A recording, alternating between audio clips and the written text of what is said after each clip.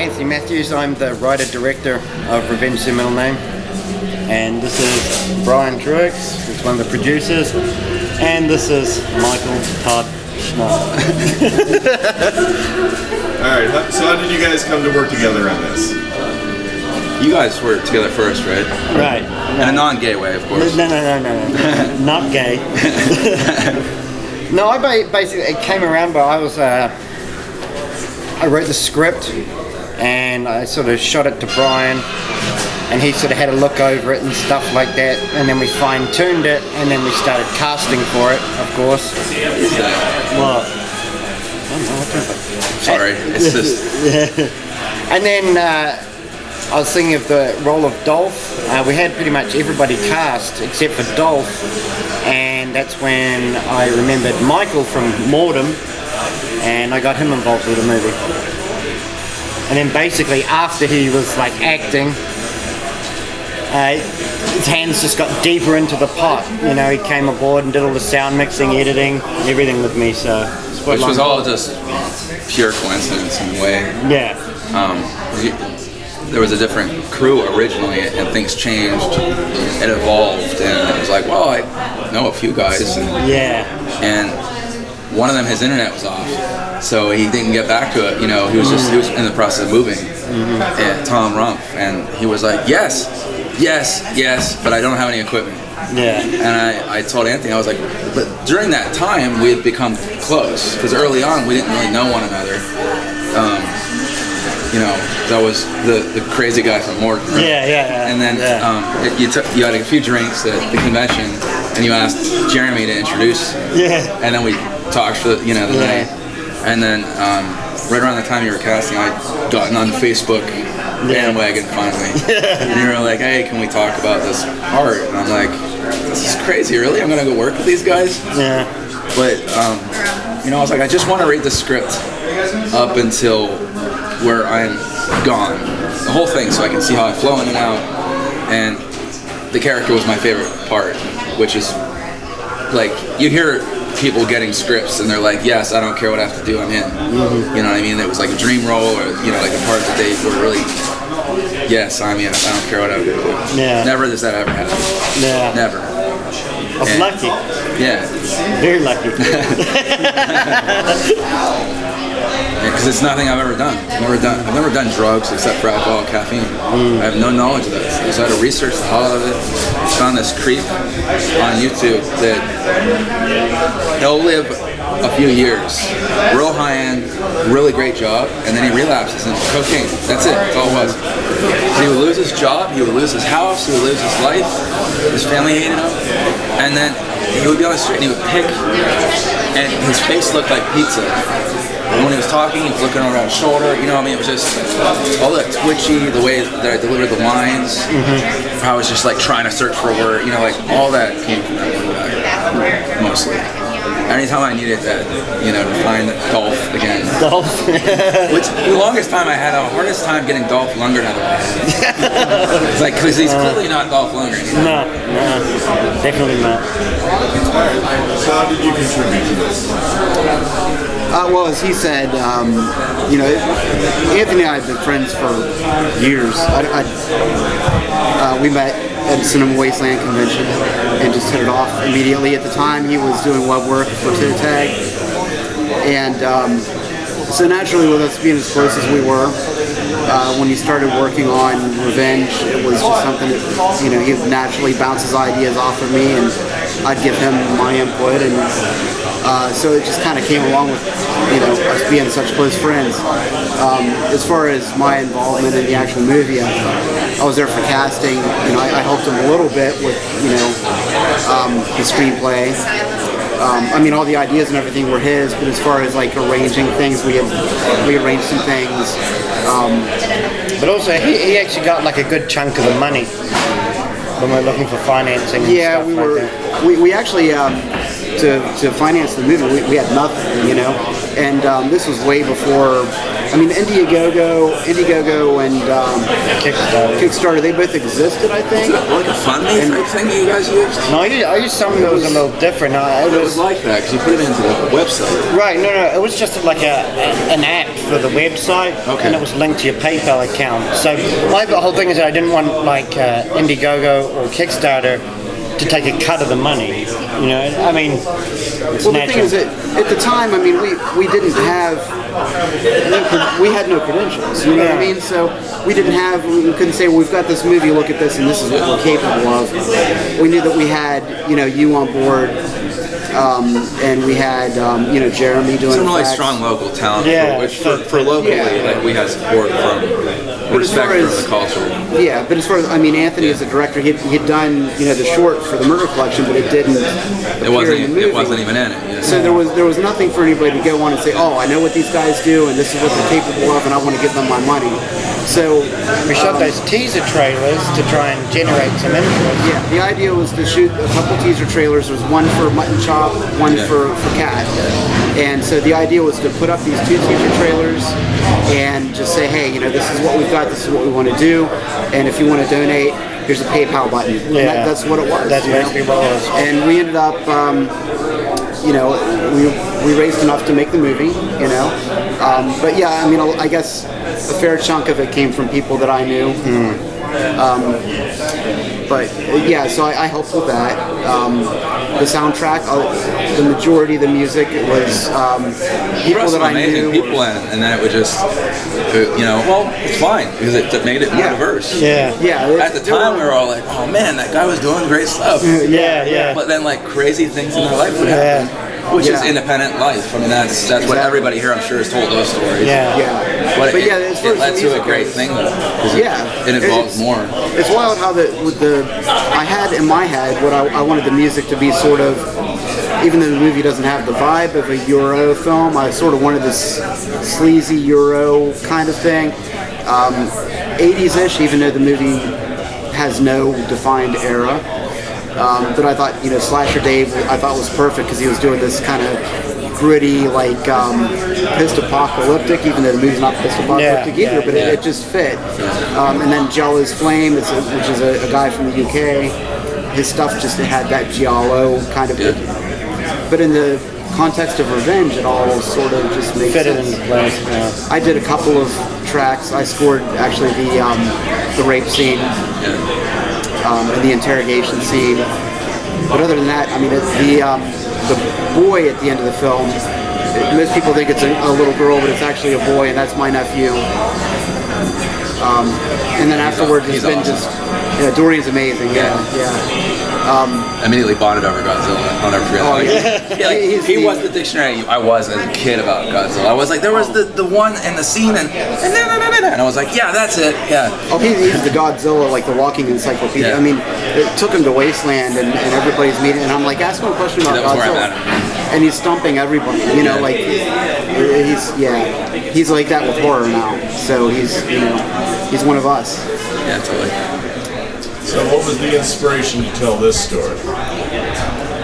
Basically, it was from an angle I wanted to make something sort of nasty to put myself on the map, being a first film, so I decided that I'd go with something gritty and edgy, and obviously a rape revenge movie is pretty on the top of the list of not too many have been made. I mean, in the grand scheme of things, it's not like zombie movies where you got fucking every man in the sun making one. And so I thought I'd do something like that. And I'm also a big fan of blaxploitation films. So I sort of wanted to make sort of a hybrid exploitation film. I mean, the core of it is a rape revenge movie, but still that's like the very bare basics of everything.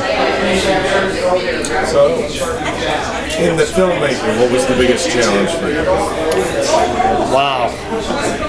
All of it? There's really elements of each, for sure. Yeah. There was quite a few hurdles along the way. You know, but the thing is, no matter what happened, we still persevered with everything, and it finally got done. You know, the whole thing is just not to give up. Like even when things weren't looking good or grim or something magical happened, and each time it just got better and better and better. Like things, like these horrible things would happen, and all of a sudden magically something would come out of nowhere and it'd be 10 times better than what we would have expected anyway. Thankfully, we had those mistakes, because those mistakes, great things came out of them. Exactly. Yeah, you would never expect. Yeah, we just try to inspire one another to better it rather than it be a weakness of it. Yeah, yeah. Like the heist. Oh yeah. Was a completely different scene. Yeah.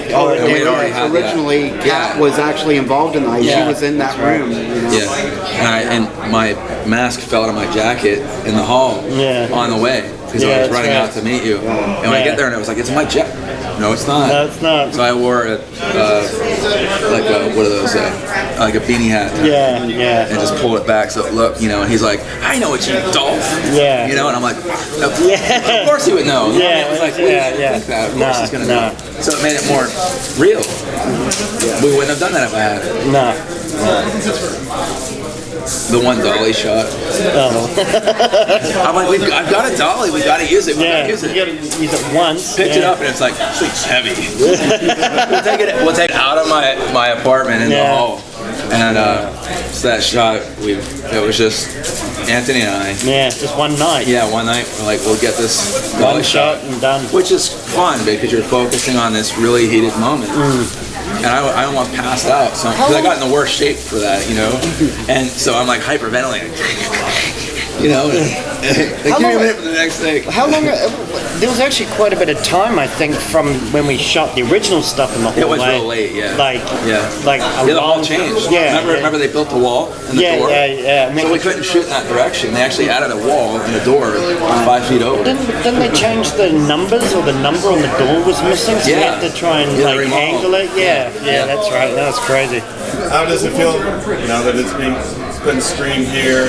It's actually a huge weight lifted off my shoulders, because I mean it's been what 4 or 5 years. I've had people asking when's it coming, and it has been worked on like progressively. But now that it's finally coming out, it means I can actually like close this chapter, you know, close this book, and then just move on with something else, you know. So I'm happy about that, to be honest with you. Well, it's funny because you have like over those years, you know, because we had a premiere in 2011, you know. Yeah. And then you have people that are like, oh, you know, this thing's never going to get done. It's never going to come out, you know.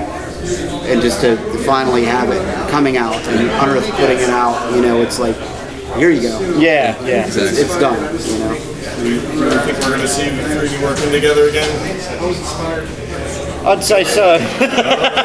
My plate's almost clean. I'm ready to rock again. we have, Rock out with your cock out. then Anthony and I have been talking about the concept for the next one. We've been bouncing around ideas for probably a year now. Yeah. We have a solid idea. I'm not going to say what it is, but we have a solid idea. I'm excited about it. I think we have something really unique. That'll be also in the same world.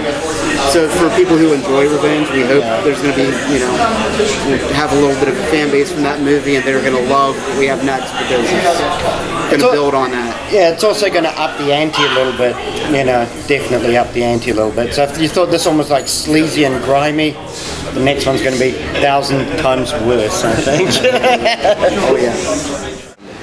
I'm Alex Murphy, this is my wife Marissa, and we've made a show called Ricky Shore Sings the Blues since 2006, and it's on YouTube. There are short films and we play fictional versions of ourselves, and we just released a movie called Pain Shack that grew out of the show, and it's sort of, it doesn't take place in the same continuity, but we sort of play the same characters.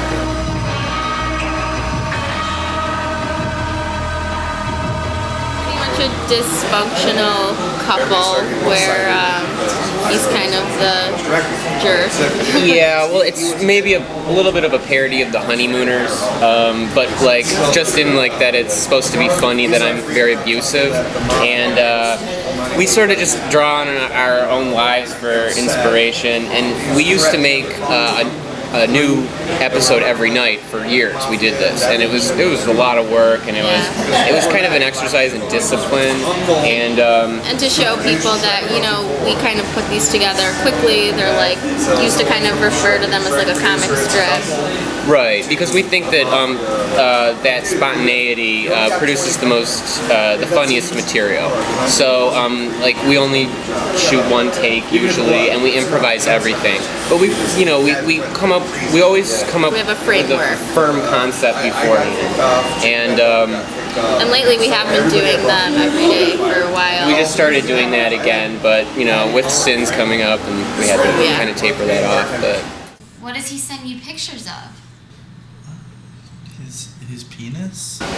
well, I had always made shorts in high school, and I would compile them onto tapes and sell them to my friends and classmates, and I'd hand them out at like punk shows, and then when in around 2006 I started making shorts again because YouTube had come around, and I just looked at the site as a place to upload videos. I didn't really think about it in terms of social networking or a community on YouTube. I just thought like, well, I could put my shorts online and I can, you know, show my friends. So I started making these shorts, and I met Marissa kind of through them, and I'm not in the first couple. right. So it took its, even in the first few that I'm in, we didn't really have the characters totally were, like in some skits we didn't know each other, like we were just meeting, and you know, now we have our relationship established. Right. So it kind of started as sketch comedy and turned into more of a sort of weird parody of a domestic drama.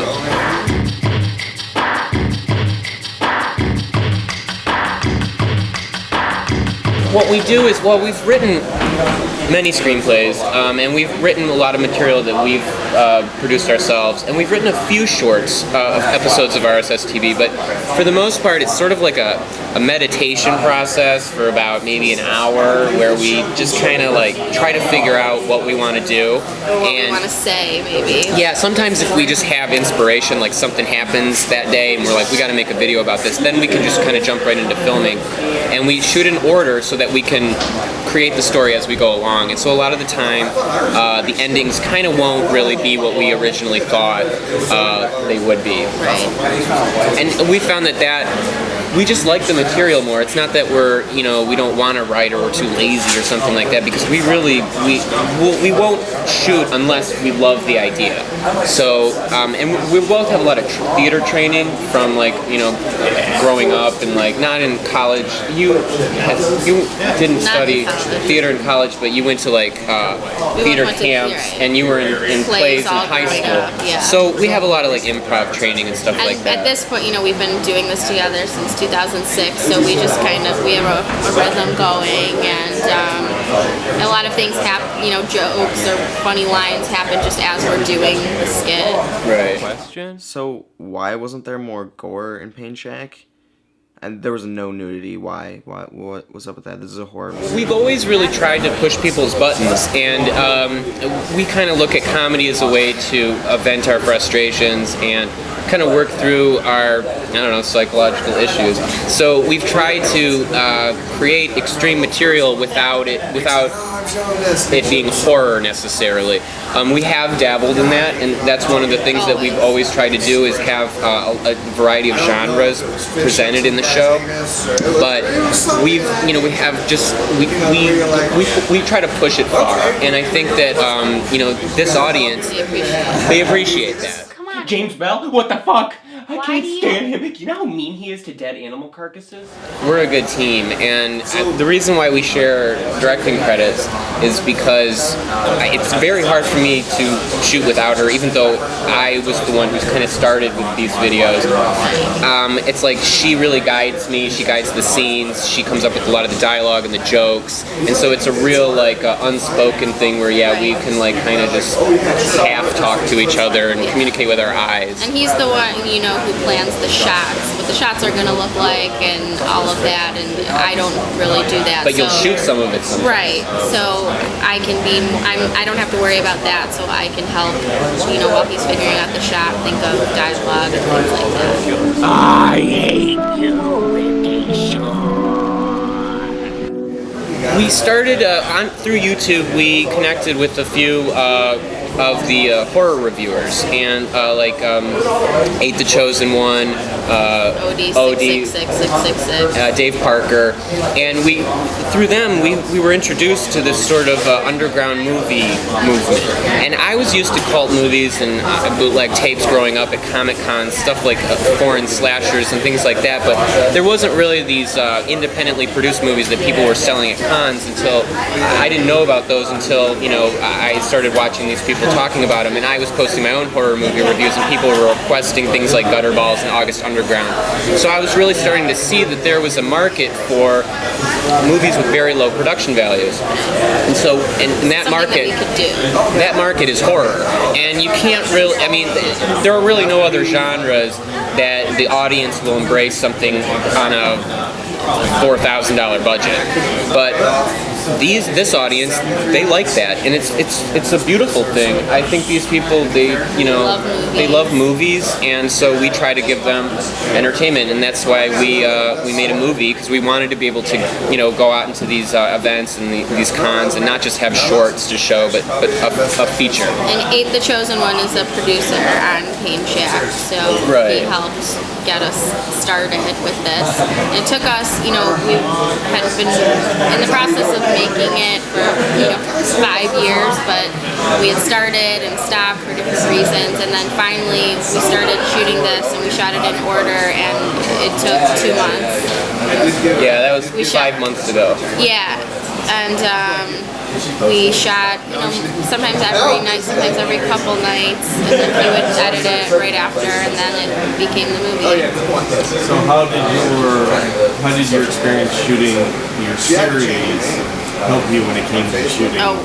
We couldn't have done it without all those years of doing skits. I mean, we could have, but it would have been a lot. This made it easier. We're used to shooting every night. Just this time, we just continued the story. Each skit was a continuation of this movie, and that's how we were able to get it done. Right.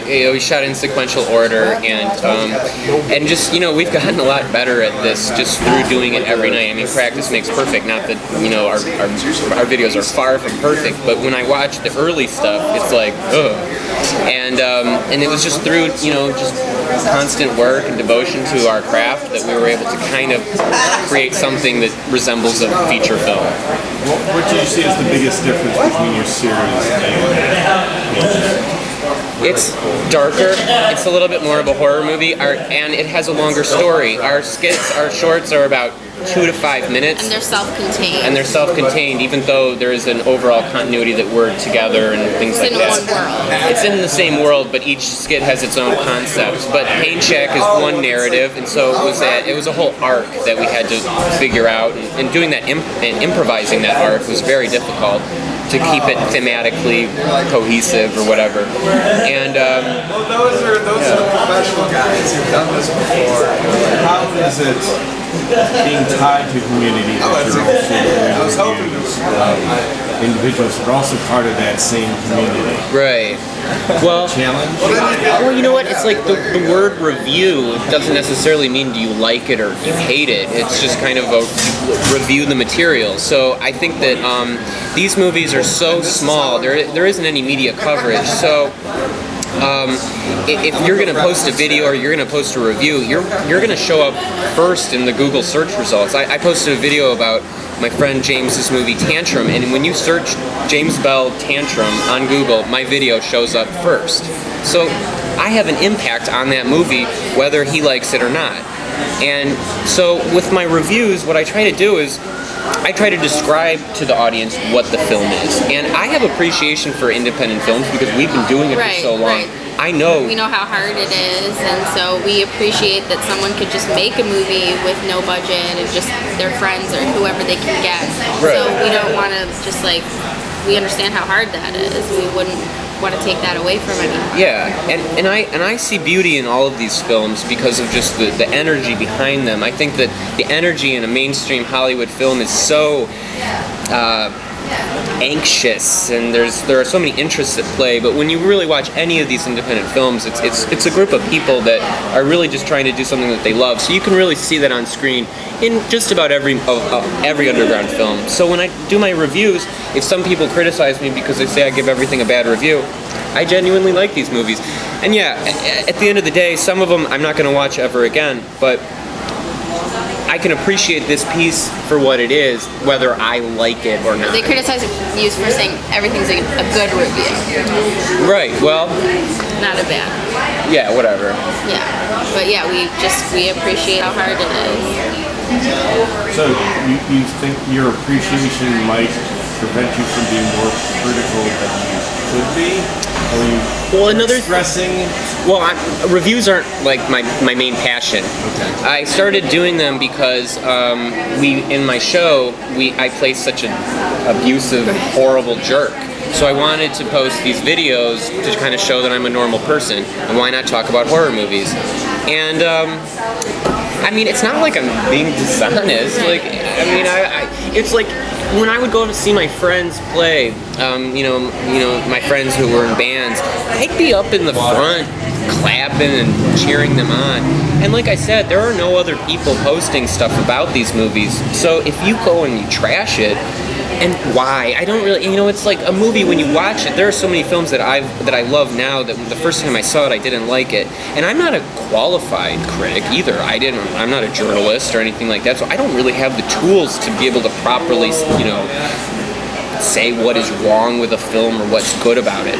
And I mean, so I post these videos. I don't ask anybody to watch them. So it's like, if you watch it, then that's your fault if you are tricked into believing what I say. Talk to me. You ever wonder what it would be like to kill somebody? So where do you see yourself going forward? Well, we have our next movie, and we just want to continue to do this. We really love this community, and we want to try to help it grow into something great. We want to keep making movies and keep making our skits too, and we're also selling our skits in seasons. So we have seasons 1 through 5, and they're each 3 discs, so we can get the set. And there are a lot, over half of the skits that we've made are not online anymore.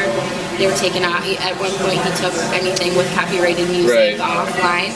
So there are, 900 videos that we've done. And they're about 400 offline. What's the new feature about it? Well, Plot's under wraps, but it's based on a true story, and that's why, because people can go read the Wikipedia. But even though we're putting our own spin on it, it's not quite the same story. We have said that it's about a serial killer. It's about a serial killer, yeah. So, you are the third couple in horror working together, married, that I've met today. How do you make that work? What are the challenges to your relationship doing this? First, we are in a routine, so that makes it, go a lot more smoothly. Like the baby goes to bed, we start, coming up with ideas, whatever, we shoot, we have our whole thing that I go to bed, he edits it. So we're in a very comfortable working routine, and we don't, we suggest different ideas, we reject each other, we know it's not personal, and we don't get our feelings hurt by it. There are times when we're tired and we forgot to press record, and then we have to shoot it again, and now it's like midnight, and things can get stressful like any working environment, but we work well together. Like there's nobody I'd rather work with. And I think that we bring out the best in each other. Yeah, and we're on the same page with our ideas. We never get frustrated with each other for if we don't like an idea. And usually we do like each other's ideas. Right. So. And I think that I've done theater and acted a lot in my whole life, and I think that he's really good with directing me too, and I'll direct him too with in terms of the acting. Like, we'll try it this way, and we don't get our feelings hurt. And you know what? I don't really know if the performance is good. So it's like after every take, I'll be like, "Was that funny?" And and Marissa's always like, Yeah, so, you know, I don't know. Yeah, and I think that we answered the question, right? Is there another part difficulty? I am Luke Raymer. I am a filmmaker from right outside of Allentown, PA. I have done a few movies, including White-Faced Man, Under the Rainbow, and a new short called Deadbeat. Micro-budget stuff. You know, that's pretty much what I do. So how did you get involved in this event? Why did you need to be here? To sell my shit, pretty much. No, I mean, I'm a fan first, of course. You know, I do a lot of work in like the Facebook groups, doing movies and selling movies and stuff. So it's cool to come here and sell stuff and see cool stuff, and then mostly get to meet all the people that, you know, we all talk to all the time, but, you know, don't know in person per se. So. Who did you want to meet here today? Mostly just like these guys here, and like you know, James and some of these other like filmmakers, Fred Vogel, those guys. So yeah, I mean, I'm not like the starstruck kind of guy, but it's cool to come and like hobnob and meet and get to hear stories and advice also from, you know, older filmmakers that are more successful. So who have you talked to for this kind of advice? Me and Alex got a chance to talk to Fred Vogel a little bit earlier, so that was interesting. So that was cool, you know, kind of giving us sort of advice, but in a really nice way, you know, how to approach a lot of these things. So I took a lot away from that. Well, you know, when I was talking to Fred earlier, Fred pointed over here and says, this is the new blood over here. Right, yeah, it is. So what do you bring? What do you feel you're bringing new to the scene? Well, I think there's a few of us kind of on this side of the room that are the lesser known names. We're not the big heavy hitters, so to speak, but our stuff is also not, at least on this table here, is not quite as maybe gory or exploitation, or not that we're against that per se by any means, and there's definitely lots of horror elements in these films. But it's to try to sort of expand the fan base a little bit to people who enjoy extreme exploitation, but might also enjoy like a fantasy horror, you know, Alice in Wonderland kind of fantasy movie, or, you know, a kind of horror comedies, things like that. So we're just trying to expand and give people more options to choose from. We love the torture stuff and whatnot, but it's cool to give people other options to expand and explore things. Deadbeat. Yeah. It's a 20-minute short. It's basically about a deadbeat dad who has to face the horrific consequences of his actions. It's sort of like a male pregnancy body horror film. So yeah, so I'm excited about that. It's only 20 minutes, so we just brought it here to try to sell it real cheap to a couple people just to see what kind of reaction we got from it. So, well, I mean, I'd love to do everything as a feature. You know, I'd love to just make features, but it's just not possible, money-wise, time-wise. It's just not possible right now. So, short, it's great because in this scene and like under like independent underground filmmaking, there's no rules. You're not playing by any, you know, it's all self-distributed. So there's no producer above me saying it needs to be this long. And honestly, at this level, I'd rather do something that's 20 minutes and really strong than something that's padded. Because you see so much stuff in indie horror that's like, it would be a great short, but they force it into a feature, and that doesn't get you. At least that's not what I want to do. So what was your inspiration for Deadbeat? Honestly, my real life. I have a stepdaughter, and her dad is just a deadbeat scumbag, to be quite honest. So it was almost sort of inspired by him to sort of make a statement just about like deadbeat dads in general, and sort of like getting a taste of their own medicine. So that's kind of where it came from.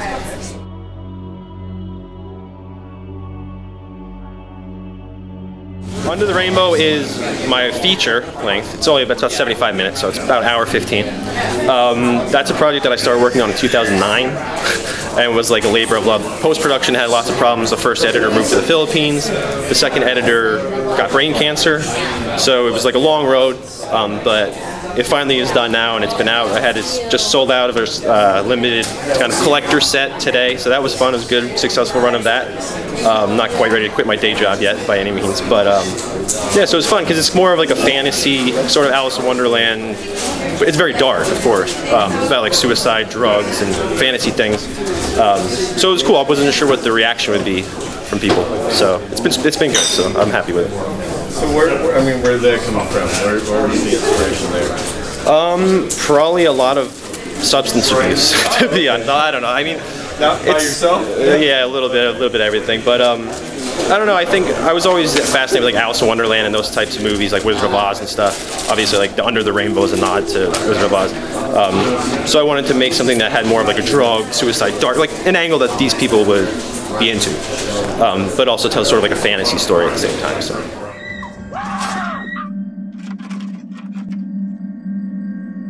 Whiteface Man is actually shot after Under the Rainbow, but it was released before Under the Rainbow. That's a 50-minute movie about a kind of retiring killer for hire who fights the Grim Reaper and then kind of faces his ultimate destiny, so to speak. But that was our first official release. So yeah, we had a successful run. I only did about 40 of them, but we sold through those, so that was good. Did a couple small little festivals, local little festivals, nothing too big, so it was a good jump-off point to kind of get my feet wet, to kind of hang with some of the big boys in here and whatnot, so to speak. So what got you started? Just love of horror. I mean, I'm on a horror podcast that we record every week. They're at like 80 episodes. Do this stuff all the time. I'm just very passionate about it. So at this point, it's just about building reputation, and it's not really about making money at this point. It's more like losing money. But you know, it's good to come out to these events and, like I said, get your feet wet and start climbing the ladder, so to speak. So that's pretty much where I'm at this point. What's your work podcast? Bind Torture Cast. I don't run it. Somebody else hosts it. I'm just on it every week. So. It's like extreme. We focus more on like the extreme stuff, like vomit, gore, or things like that that most people don't really want to talk about. Like necromantic, like those really anything in a glass cage, like from all those old days up until like new releases and stuff. So it's fun. We really much do that for fun. I don't have any hopes of being like a radio personality or anything like that. So there's a difference between what you're reviewing and what you're making. A little bit, yeah. I think that there's elements from the stuff that I like, the extreme stuff, in these. It's just not quite as non-stop rubbing your face. It's like it's built up to certain moments of really fucked up things happening. Why did you look to Fred for advice? We just kind of stumbled over there and we're looking at the movies and just kind of got into a natural conversation, and that was pretty much it. It wasn't that we didn't really go over there asking for advice, but it was nice for him to just kind of like open up to us and kind of give us some cool tips and just, I don't even know why I want to say tips, just sort of his real opinion and spoke real to us. That was cool. It wasn't like he was trying to sell us on something, you know. So, what's the future look like for you? I have another short I'm working on finishing that's not as much horror, and then hopefully in fall I'm going to get to work on a new feature. So, debating a few different ideas. Human taxidermy is one.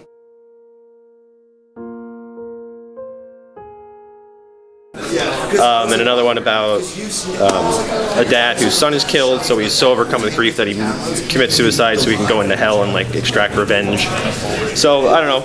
It's weird when you have these ideas, but then you have to also figure out how you're going to actually shoot that in real life with very little money. So it's a challenge, but it's fun. So with these 3 films under your belt, where you feeling you found your voice yet? Getting there, I think. Definitely. I think that if you watch my movies, you'll, even if they're not perfect or they might be rough around the edges here or there because they're so low budget, I think that people that buy one of my movies usually tend to buy the rest of them. So that's a good sign, because I think that they do have a unique voice, and when you see if you've seen one of them, if you see another one, you'll be able to see right away that, yeah, that's like the same kind of similar style. So, and for me, really, it's like storytelling is number one, and then everything else is secondary to that. So what was your greatest challenge that you faced getting into filmmaking?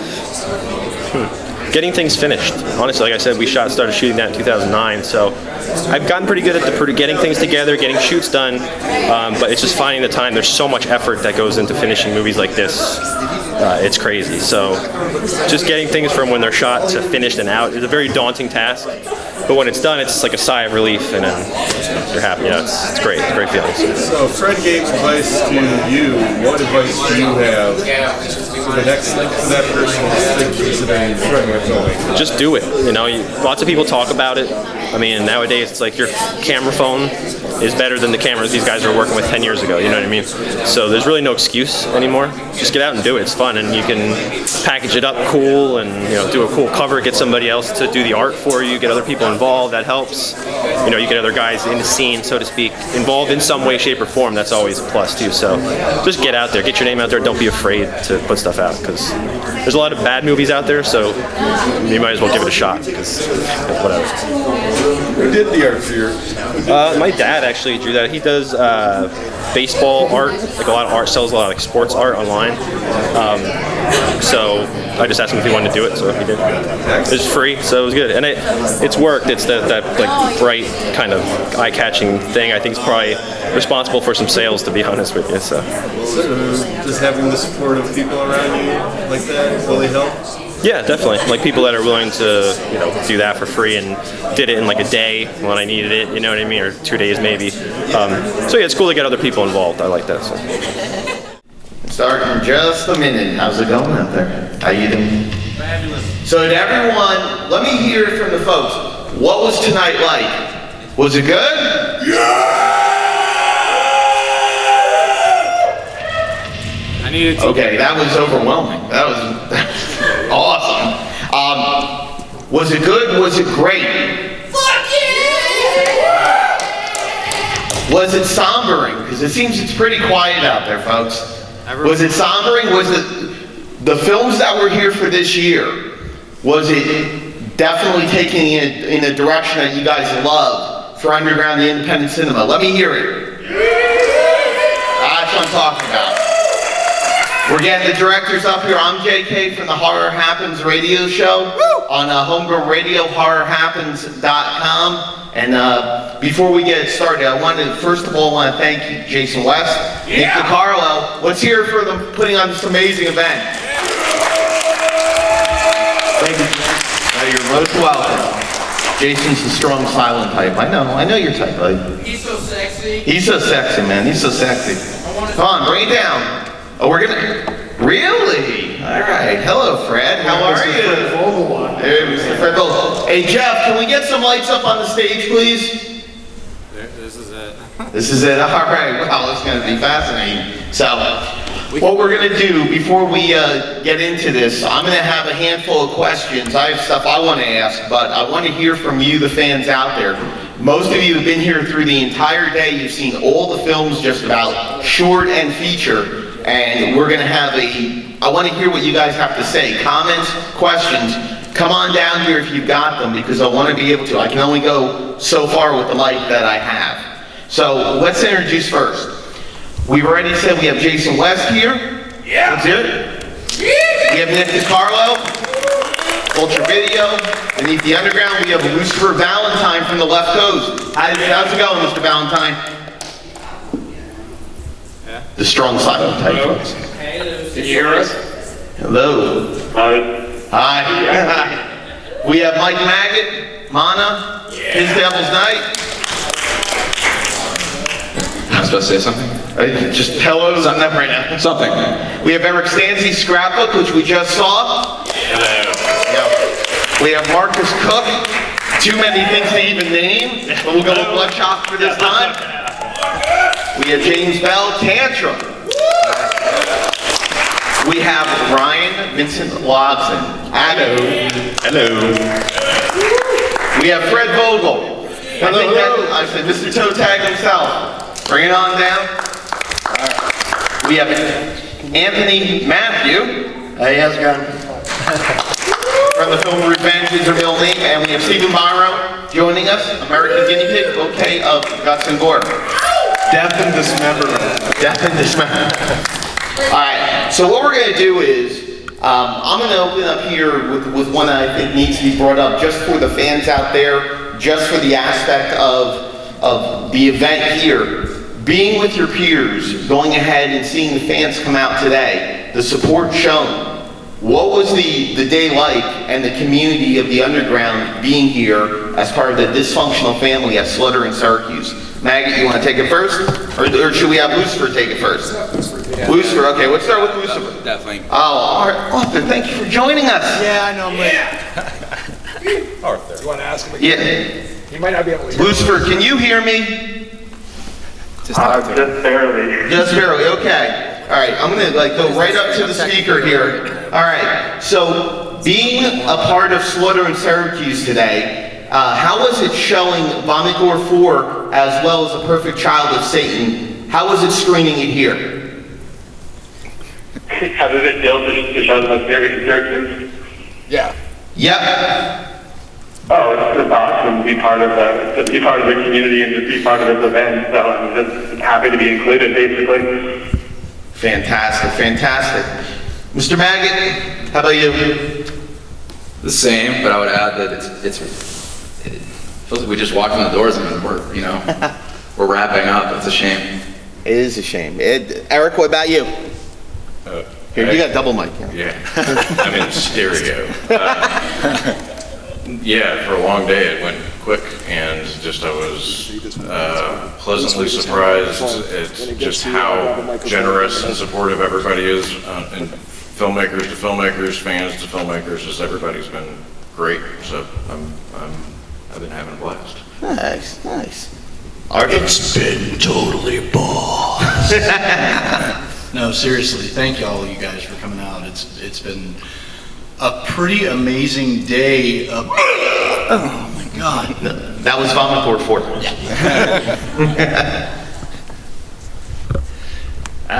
It's an ever-growing family, and I couldn't be happier. So, thank you guys, thank all of you guys for inspiration and stuff. We love you. We love you, man. We love you. James. Yeah, it's been really James, I can't hear you. Come on, James. It's just been a really amazing experience. I just completely overwhelmed. So I love you, man. I love you. Ryan? Phenomenal. Fred? Only thing I got to say. To support everybody coming out to support these films is just amazing, and these guys working their ass off to put this whole thing together for all of us to have fun and all of us filmmakers to hang out and enjoy each other's movies and time. It's been wonderful, especially getting to spend it with you guys, so thank you very much. Anthony? I just want to say that it's actually cool to come somewhere and whether you've made a film or you're coming to see them, everyone feels like it's one big family here, and it doesn't feel like there's that distinction between any filmmaker or a fan. And Stephen? I'd like to thank the caterers were just wonderful. It's all about the catering. It's all about the craft. But I'd like to thank everybody for allowing me into this family, and people have been calling me Cub, aka Creepy Uncle Biro. So keep that in mind, and that is really unsettling. I just want to let you know that. Keep in mind that it's okay. Well, you know what? I'm going to throw this out to whoever would like to answer. One of the biggest aspects of today was the soundtrack and the sound. A lot of different soundscapes, a lot of different soundtracks that really kind of punctuated and highlighted the films, especially you, James, with Tantrum. It's pretty startling and pretty invoking when it comes to. So James, start first. Talk a little bit about the music, because you have a special method and technique that you use when you make films having to do with the soundtrack, I was told. Yeah, first off, Dan right here, he was in Slains, who was in the band that did the soundtrack. It was Dan, Ryan, and Bob, so they're part of the music's more than half the film, in my opinion. I think the music totally makes the film work. But yeah, as they would record songs and send them to me, and then I would kind of just watch and there you go. I'd listen to the recordings, and it would just inspire the film to just be me, to push it to be more than what it was before hearing the recordings, and it would inspire new scenes. Before the next person answers, Lucifer, can you hear me? Can you hear me, Lucifer? Kind of. All right, good. I like kind of. It's better than nothing at all.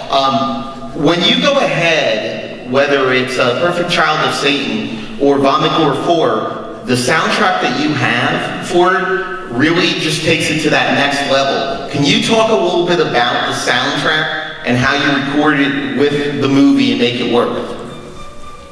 Okay.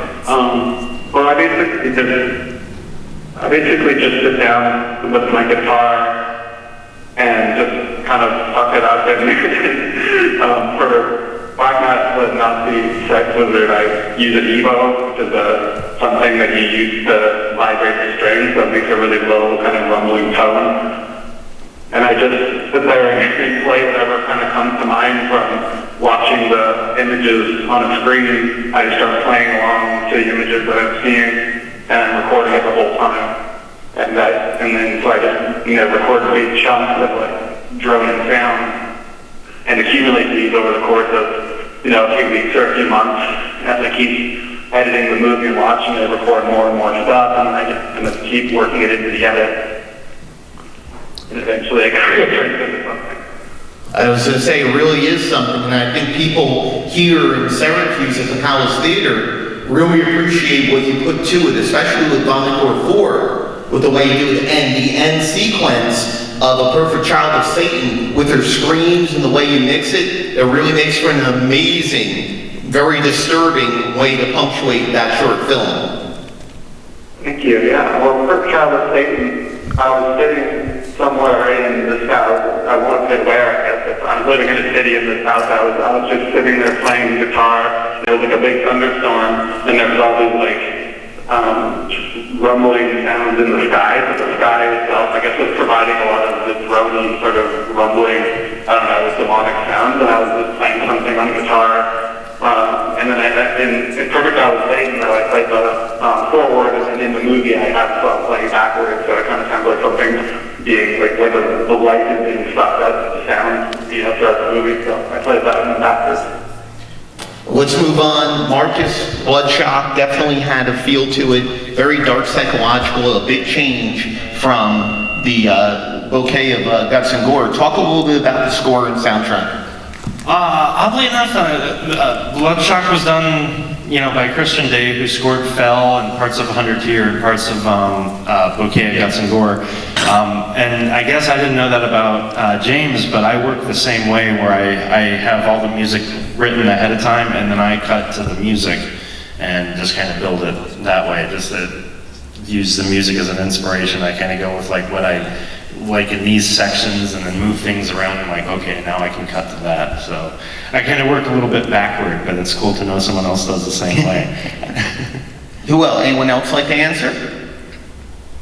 Oh, all right. The sounds of silence. I like that. Actually, Arthur, let me ask you real quick the same thing. The reason why is your Headless is different completely from anything else, because you're set in a certain time period. You've got the music in the roller skating rink. I can swivel my hips right now, do the roller skating thing like that, Disco. But talk about the disco and making, and really kind of having a period music for Headless. Yeah, I think a lot of the soundtrack, the inspiration for it was like shock waves, and like we really wanted that sort of high-pitched, sort of drone synthetic sound throughout a lot of it. But both Mike Anderson and James Nash had created music for it, and Andy D. So Mike Anderson, Sweet Teeth, and Andy D made the disco songs, and then we were provided with some of the music, and I actually did a similar thing, also cutting to music. It's easier to cut to music. You got a beat, you can see where each one you want to make sure it's, and so then I kind of remixed some of what they did actually into some other pieces to kind of make it a little more thematic and stuff. So, Mr. Maggot, I was going to say, you need to jump on mic about this. One thing I want to say though is like a major weakness in independent films has always been sound and music. I don't know where the transition was, but when I saw your films back, we were in this theater, Ice from the Sun, whether you were here or not, but the film was. That was one of the things that stuck out, because it's just a frenzied, crazy soundtrack, and so many indie films, sound is the last thing I think about. But somewhere along the lines, everything I saw on here, that was fucking great, So I don't know what we're doing right, but let's keep doing it. It's exciting to see it, I don't know. Has anyone else observed that? Like, have you seen the change? It's just like, now it's important, like, we caught up. Because I was always obsessed with sound. Yeah, love. As I experimented with sounds before I made film because I didn't have a camera as a kid. So you tape to tape and layered sounds, my voice and my guitar and stuff. And I never showed it to anybody except for one of my friends, you know, like 2 of my friends. And they were like, this is really creepy stuff. But I didn't know experimental music actually existed. So it was something I hid, you know, because I grew up in a small town. I was a redneck, you know. So everything I did, it was like, oh yeah, there's Maggot being weird. So it was all just weird stuff I did. I didn't think it would actually connect with film. It wasn't until my first feature that sort of played here. It didn't actually play here. It played at the place across the street on the Sunday party. Yeah. The opening 10 minutes. I never left the White Room, which is now has a following and people like it. But what the hell was I saying? Son of a bitch. We'll come back to it. What was it? Yeah, what was it? It was cool.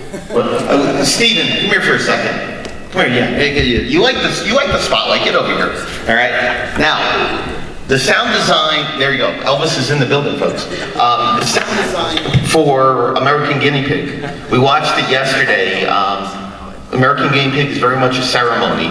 The music goes along with it. I mentioned before to Marcus about the Asian-inspired feel of the music.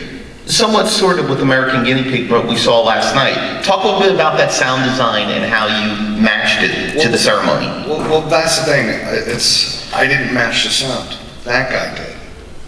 And he took Screamer Claus's music and Christian Day's music, and he took out the parts that worked well. It was sort of like, I'm like going, this is quite a strange way to do a soundtrack, but I like it. Man, this guy's natural. He's just moving shit around and like, you know, because I was editing the second body, Marcus was editing the first. And it was just, I don't know, it was just a marriage made in heaven, and the sound design is massively important. And for everybody who's talked about the sound design, usually it's like Screamer Claus gets kudos because it's the claws. Yeah. You know? Jimmy's all the way in the back where you can stare at him. Hello, Jimmy! Woo! So it's just like a perfect melding of everything that we needed. And if you thought there was an Oriental theme to it, that's cool. Open to interpretation. And yeah, Jimmy and I would go back and forth. He would send me stuff and I kind of describe, and I'm really bad with trying to describe it. I'm like, I need something that sounds like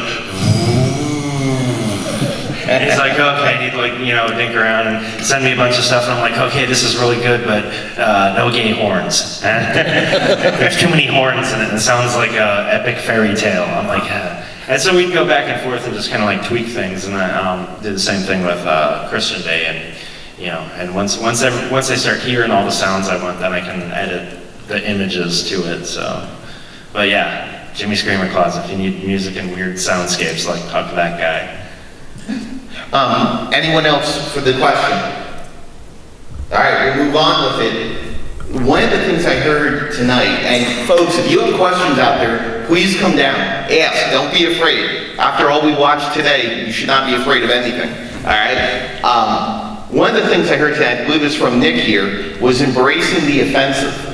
Embracing the fact that you know what you are, you know what the film's going to be, and you take it and you run with it, you exploit it, you go ahead and showcase it. I think every single film here does that in its own unique way through the filmmaker's eyes, through the writer's eyes.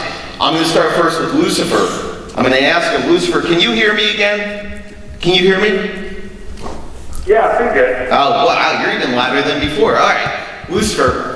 We were talking about embracing the offensive of exploitation and underground cinema. Talk a little bit about the aspect of embracing that offensive content and really running with it and really exploiting it.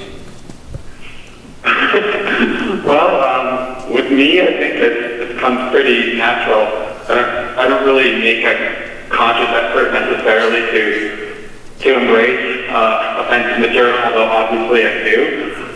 That's part of the end result, I think, from the movie. But you know, just every single idea, I guess, that I have ever really come up with, like artistically, has been fairly disgusting.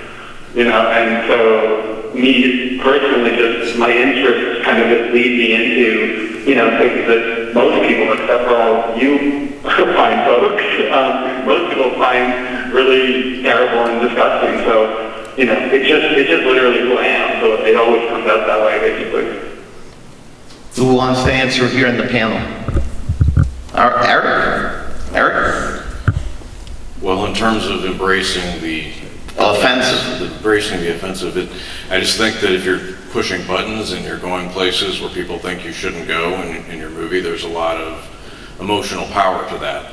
And if you can harness that to create a better work of cinema, then that's when you should embrace it instead of being afraid, instead of feeling like I'm going to be judged or somebody's going to have a problem with this. Because the whole point of what we're doing, all of us, is just trying to make something that has impact. So if you're embracing that kind of subject matter and really trying to use the emotional pull of it to make a movie with more depth, then it behooves you to run with it and not be worried about any backlash that might happen later. Because I would rather have the backlash in a movie that I'm happier with than play it safe and have, you know, a movie that doesn't resonate.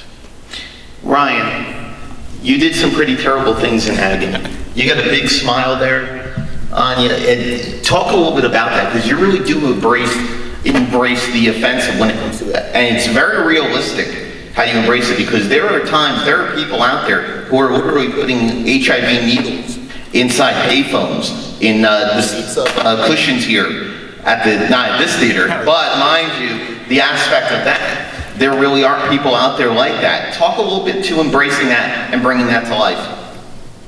If the story calls for it, fucking embrace it. That's what I say. If the story, it requires you to do something, be offensive, whatever, be exploitive, whatever, embrace it if the story requires it, man. That's what you got to do. Yeah. That's my opinion, at least. James?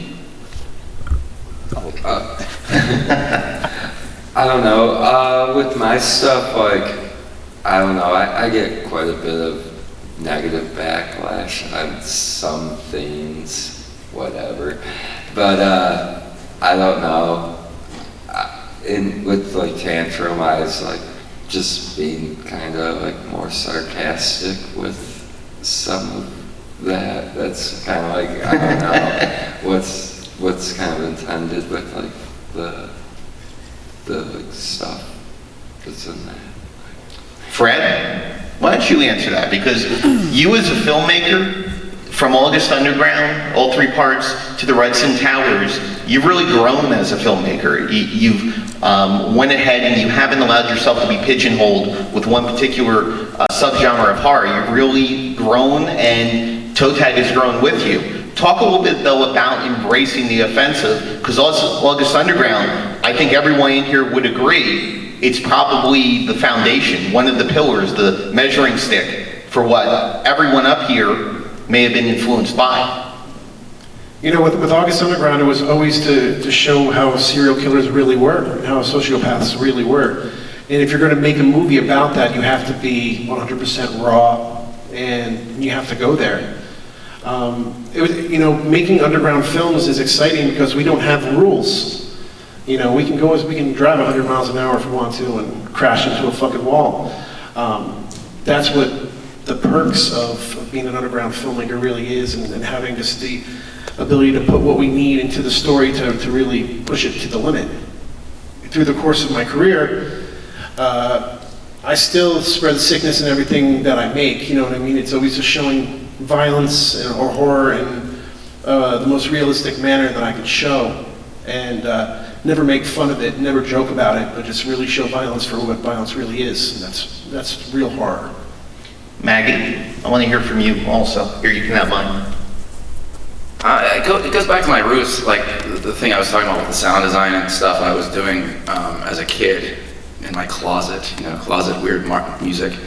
My art was the same way, and my main art was drawing and painting, and my art teachers were always hounding me and scolding me, stop drawing monsters and dying things and negative things. And I finally had an art teacher who saw strengths in me, but my shit was so light, it was only for me. Everything was only for me, like the music, and when I got to start making films, like it was all just like, because I was afraid to share it, you know. Introvert, because you're living out in a small town.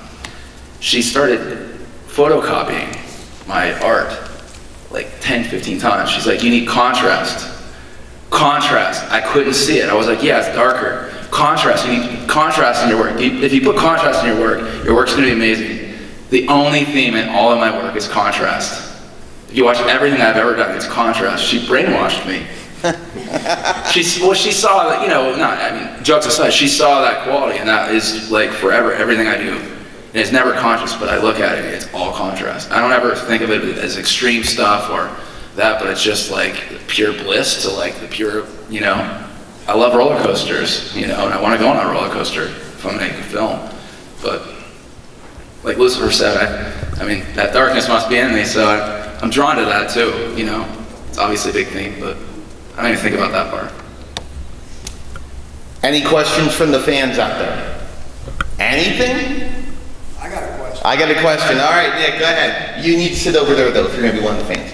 Go ahead. Oh, I can be anywhere and be a fan. I mean, I'm always a fan, first and foremost. But I got a question for Lucifer Valentine. Can you hear me, Lucifer? Yes, I can. Where were the wizards in the movie? What was that? Sorry? Were there any wizards in the movie? You threw the name wizard in the title, and I kept looking the whole time. I'm like, what? Where is the wizard? Well, it's like a, you know, it's a conceptual or spiritual, you know, dark demonic wizard that pretty much exists, you know, below the surface in your mind. It's not like, oh, a wizard with a beard and like a long cloak, you know. Because like the whole time I was waiting for like Gandalf to come popping up or something.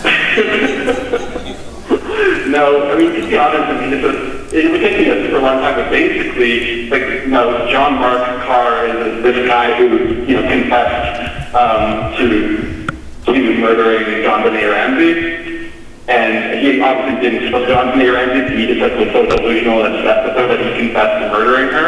So his name's John Mark Carr, and so he, I guess conceptually I'm saying, like, in his weird, you know, deluded mind, he is the Nazi sex wizard, creating like a sort of like a legion of like young girls to serve him as his master, and John Benet Ramsey is one of them. So I guess that guy is a Nazi sex wizard. I don't know if a lot of people caught it when we were watching the movie. I know Abigail did, but the letter, you had them read the actual letter. Yeah. Okay. Yeah, for sure. And it's like, you know, like, I mean, people that are familiar with my movies, I think they're probably pretty used to the fact that a lot of the deeper meanings and the things where you kind of go, oh, I get like a little piece of the puzzle or something, you don't normally get it right away on the first viewing. And for a lot of people, they don't even really care. Like, all that stuff doesn't matter to some people, and that's fine. They just like it as the movie for what it is, an extreme, you know, pretty brutal movie. But I think that it's kind of fun and more of an adventure, a mysterious little adventure that over time you can piece together little extra pieces of information, whether it's regarding John Benet Ramsey or Kurt Cobain or whatever the little subtextual thing, you know, ends up being in that movie. So I don't try to do it on purpose to be super confusing. Like I'm not doing it on purpose, but there are a lot of little things that can lead you to, you know, seeking out the answers that you want. Cool, man. Good enough for me. There you go, Jay. Showing respect to the fans out there within your work. Because easily, I know a lot of fans that sit back and say, this is garbage. This is blood, this is gore, it's senseless, it's violent, it's super sexual, it's all that. I've heard that from fans before. I don't see it that way. You show respect in your work to the fans. There are fans out there right now. Talk a little bit about respecting the fans in the work you do. I hear the sounds of silence here. Oh, what? Fred, you have the go ahead. You know, certainly with Headless, it was made for the fans. You know, it was something that we didn't know what they were going to think of it, because, you know, when the people saw Found, they saw this little 10-minute version of it, and everyone had a different movie in their mind, a different expectation of what that was going to be. And I think that a lot of people kind of assumed that it would be a little more American Guinea Pig, a little more, you know, very violent, as opposed to kind of fantastic in that way.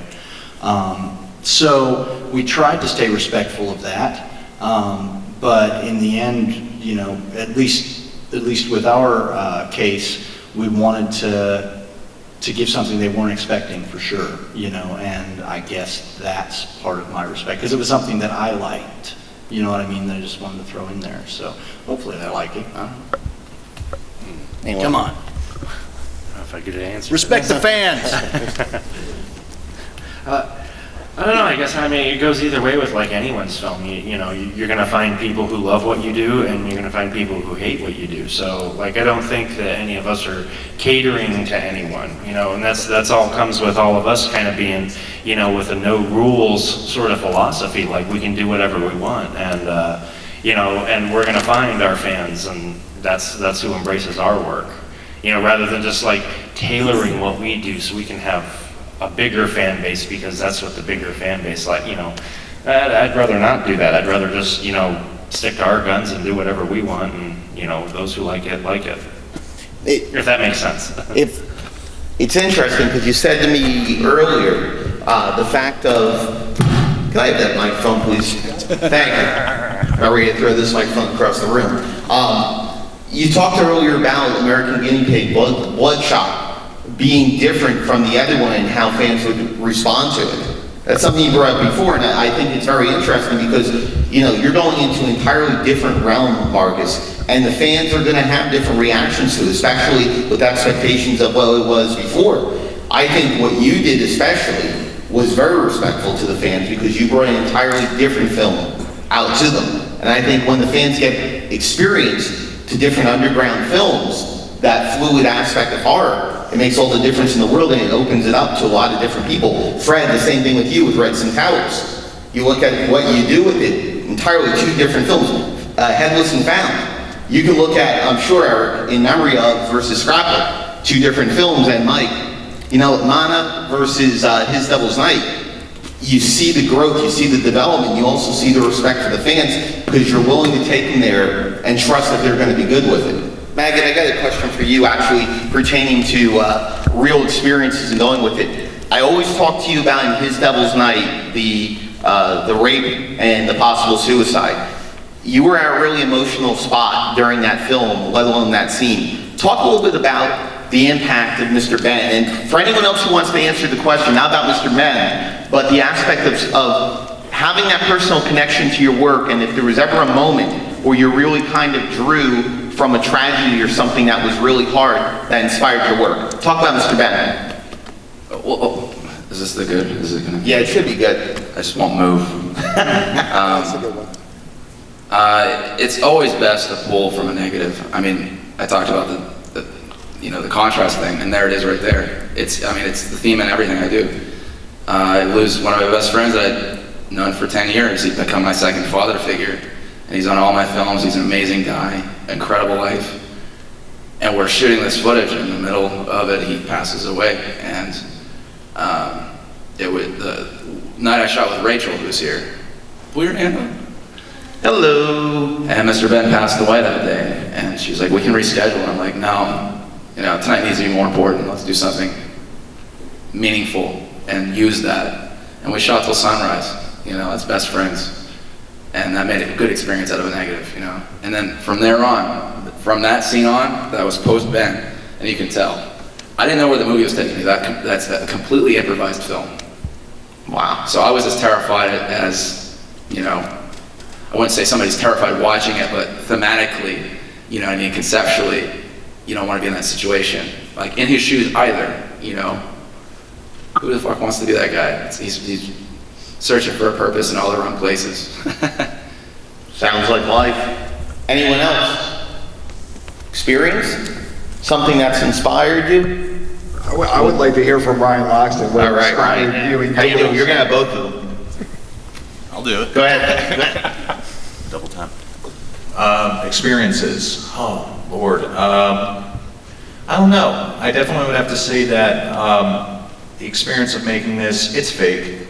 To me, it's fake. We were just having a conversation about real tragedy, and I remember someone put up a Facebook post and they were like, what's the worst way to die? And I said, having cancer while watching somebody die of Alzheimer's. I say that to me is what fucking is, like, that's what scares me. Yeah. Like shit like that. And what we do is scary and it's fun and it's artistic, or at least what these guys do. What I do is not. But like in reality, there are, you know, experiences that are in agony. And I actually drew from some personal medical issues and like drew a story from it and really pushed myself. And that's the reason Agony's here, and you know, and this guy right here, and all these other guys are awesome. But they're, you know, that's the reason. That's what I drew from for Agony, at least. Eric, in memory of, Jason was talking about it before. You're looking at the aspect of dementia. You're looking at the aspect of a lot of mental illness. I believe we talked about it also on the show. Talk a little bit about that, because that's something that really affects people heavily in our society, and to really cultivate that for horror, it's terrifying. That was a concept that Jason Crest brought to the beginning of the screenplay stage, and he just kind of had this, he brought to me this thought of, okay, well, most of us have experienced that, where somebody's in the family has Alzheimer's, and we slowly see them, you know, their memories deteriorate, and they're no longer the person that they used to be, and how terrifying it is to watch someone who you've grown up with, you know, it's grandma, it's grandpa, something like that, and to watch them just become not themselves anymore and lose their memories. And we kind of just approached it from more, almost like a philosophical standpoint, because we wanted to do a movie about that, but not have it be like an ABC after school special, you know, like, why doesn't grandma love me anymore, that type of thing. We wanted to basically take it like, that's the theme. Now let's put that into something that is in kind of like a fever dream riff on that theme and explore it. But I think that's cool, because we turned it into something that's this kind of bizarre roller coaster ride through darkness, but the root of it was this very real, terrible thing that many of us have gone through with a loved one, and that I have to credit Jason for bringing that one to the table, because that was a very good starting point. Anyone else? All right, Fred. Do you? Oh wait, hold on. Go ahead. You know, it's you know, tragedy, you know, happens all around us and stuff like that. And when I was making the Redson Tower, we were literally writing the script and had my money in the bank, and everything was so fucking awesome. Until I got a phone call telling me that my cousin was murdered. And of course, like, the first things that start going through my mind is like, you know, my movies, and I'm putting out this fucking bad juju with this fucking shit that I'm doing, and I'm writing this scene right now where this girl's being hacked up with a fucking, you know, an axe, and this is what happens to my cousin, and like, I pretty much wanted to stop. I was just like, you know what, maybe, I know I'm a talented cat, I know I can, you know, make fucking titty comedies or do something, and maybe it's just, I shouldn't just put this bad vibe out there with my art. But, you know, like Michael was saying, we're all kind of like born with it, and Lucifer, I always call it my macabre gene. I'm born with this little bit of darkness in me, and my fascination with my own death and my own legacy and how I want to do things. So when my cousin was murdered, I left Shelby back home and went to the funeral and pretty much talked to my family and was like, listen, like, I got the money in the bank, I'm ready to make a movie, but I'm ready to stop this right fucking now. And my family was so supportive and told me to say, you know, Fred, like, show violence the way that you show violence, because that's the true form of it. And I never looked back. I kind of like took that as my motivation to, you know, at least when I show violence in my movies and I show death, I just wanted to always show it as realistic and as, you know, as intense as it could be. All right, Nick, go ahead. Did you hear the question? No. Asking how you pick your titles for your films. Oh, the title, well, Slaughtered Lava Dolls, it's always the most important title since it was like the very first one, and it's a really good example of how I pick the titles. Like, you can see at the end, the very end of Black Mass of the Nazi Sex Wizard, the voice speaking at the end of the movie, you know, refers to saying, "You're my slaughtered lava doll." it's something, I pick titles that represent, that sound good first of all, but they just kind of sound good, and it kind of sounds like could be the name of like a death metal album or something. But also that it represents like a deeply, like endlessly kind of meaningful symbol of the entire genre of film, so Barnacle, or that it symbolizes my entire body of work of all my movies. If you really, really want to look at it symbolically in a huge, in a big sense, or it can just be a super cool sounding name with the word puke or vomit in it. So I try to just like have it be sort of an all-encompassing little group of words, and they're usually just long, like Black Master would not be sexist, which is a pretty fucking long title. But I kind of like that, because it just kind of reminds me of like old songs by Carcass, you know, the band Carcass, where the names of the songs were just like unabashedly, ridiculously long. They just didn't care, they're just describing some really fucked up idea, like a really, really unique, very, very specific idea in their own head, like, you know, like the band Carcass. So it's kind of like that. It's just sort of like a ridiculous way of stating that the idea is your own, and no matter how silly or something retarded it sounds. So. All right. Maggot, thank you, Lucifer. Thank you. No two stories are the same, but my first feature was originally called My Crepus. And while I was writing it, being a surrealist, I opened up my dictionary, and the word is going to be representative of my character's God, my God, basically. And I blindly point. I open it up and point, and it was crepitus, which was one of the breakdowns next to decrepit. And I was like, oh, how appropriate. Not thinking it was an actual word. Then the first review came out in Rue Morgue. And this is when I find out crepitus is actually a medical term for pain that can a lot in different parts of the body. But the very specific definition he found was it was pain in the bowels. So part of his review was it's definitely pungent, you know, and yeah, and he was like, you know, medical term. So, and that was news to me, you know, I had to find it in Rue Morgue magazine. But no two stories the same. And then I helped, was inspired by, and I helped 70s shake and bake commercials. We wanted it to be 70s. And Nikki was like, it's gotta be and I helped. And I was like, well, I mean, that's cool, but, and then I, you know, and then I helped. Because it's like, what the fuck did they do first? Oh, they killed and they ate and they did this ritual and they don't, oh, and then I helped because he was my grandpa. And, you know, but not two stories the same. There's no process. It's fun though. I love titles. Eric? I try to go with the title that indicates the tone of the movie more than the story, because they'll get the story. So I'd rather draw them in with something that has more of the soul piece. That's it. Arthur? One of my favorite titles is Four Flies on Gray Velvet. I just love that title, you know. And again, it's more to the tone of the film.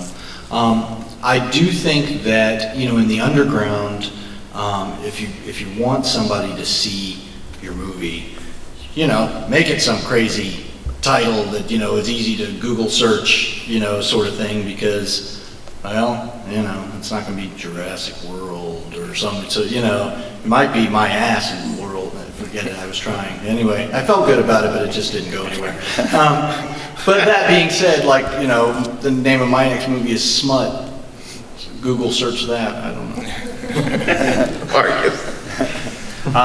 With rot, I like the word rot, and I was like, well, that would be a fun word for a film. 100 Tears, I absolutely did not want any kind of movie with clown in the title, and so I just went something furthest removed from clown, and I kind of like the song, like, you know, Tears of a Clown, so I was like, oh, you know, kind of go that route. But the 100 came in, I don't know why, like, but I just thought, oh, 100 Tears. So it stuck. And then with Fell, I don't know, because she falls in the bathtub. Yeah. You know, and so I thought, like, Fell, that's a good word. And we looked it up on IMDb, and there's no Fell. And so we're like, yeah, really? Put our cast up.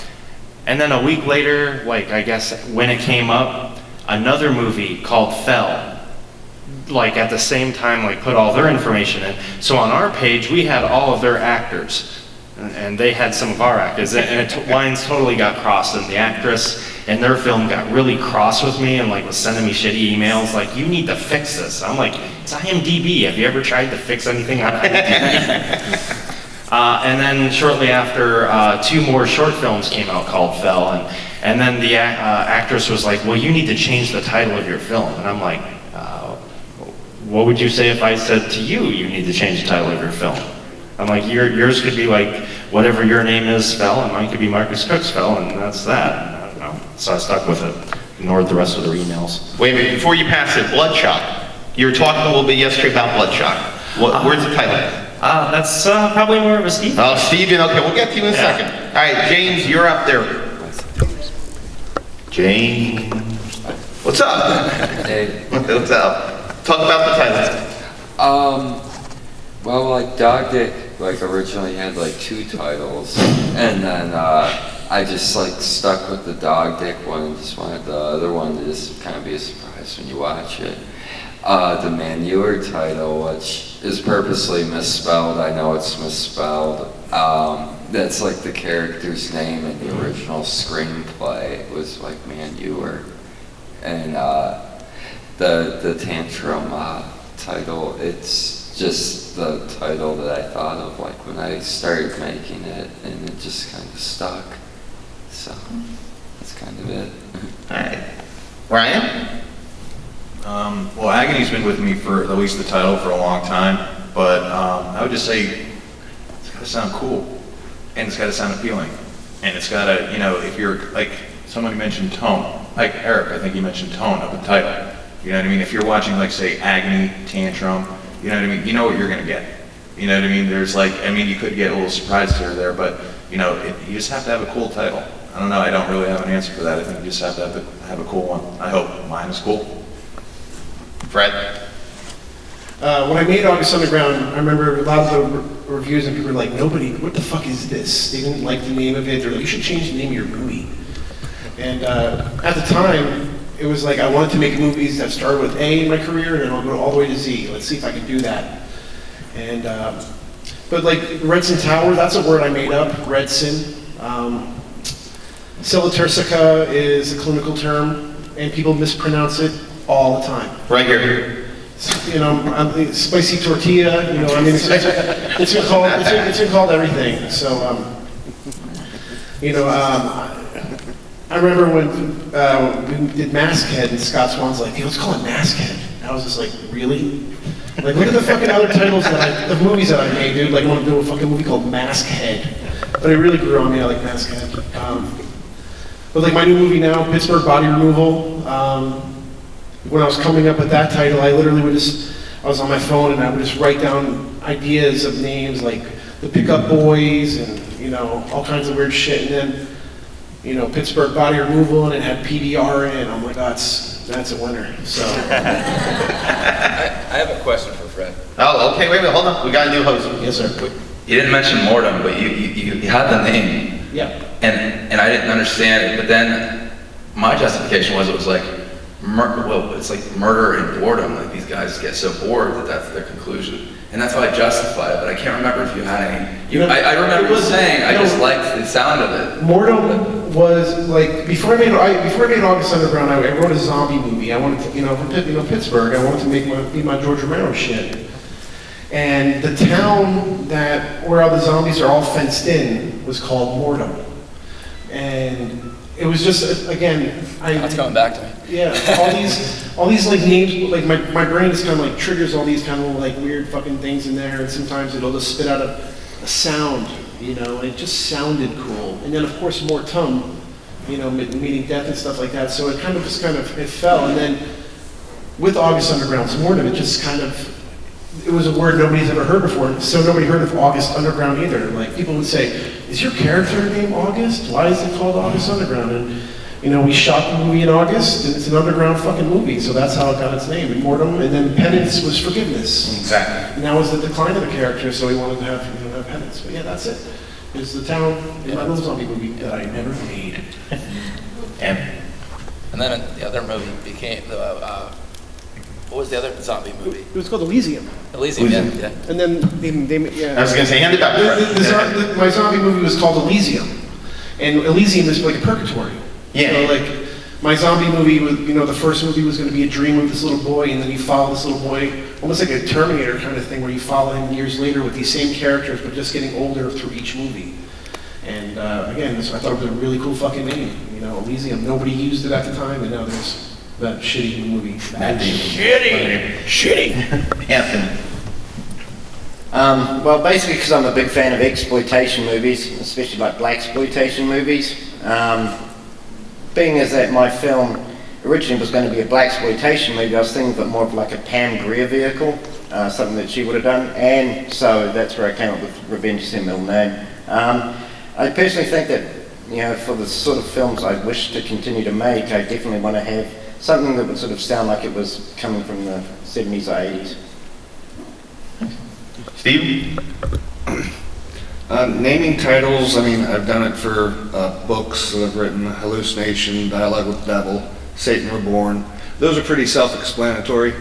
Love the Hallucination, though, that gave me a chubby when I came up with that one. And then with movies, Andrei Iskanov was releasing a movie, it's Visions of Suffering, but it used to be called something else, and somebody else was coming out with a movie the same exact time. I forget the damn name. So we came up with Visions of Suffering. That took a little bit, but it's, it is what it is.